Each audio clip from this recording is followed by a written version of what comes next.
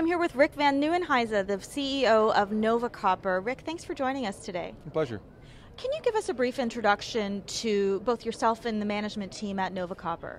Well, I'm an exploration geologist. I grew up in Alaska, and I've seemed to have migrated back there when I get back into the mining space. So we're developing a very high-grade copper project in northern Alaska. We're partnered with an Alaska Native corporation called NANA. What's unique about the deposit is it's large. I have a total about 8 billion pounds of copper, and what's even more unique about it is the grade, 6% copper equivalent. It's copper, zinc, precious metals. And it's interesting, this year copper is really starting off very, very strong, which is great for not only base metals, but copper in particular. How are you hoping to benefit from that optimism that's in the market?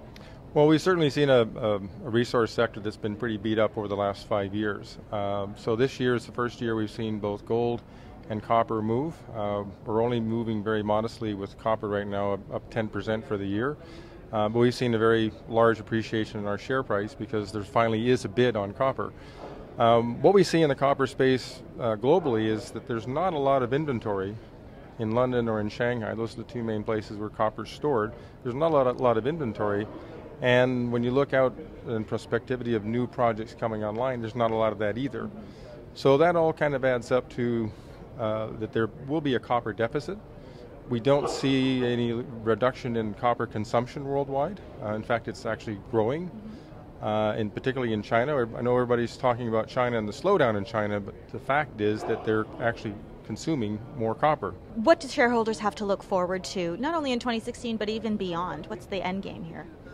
Well, again, this is a high-quality copper project in a safe jurisdiction, so we'll continue to advance our project towards a feasibility study, and then we expect to be able to catch probably the best part of this next copper cycle, because that'll be off in 2 or 3 years, and I think that's why you want to invest low and sell high. That's the whole principle of investing. Lovely. Thanks again for taking the time to meet with us today. My pleasure.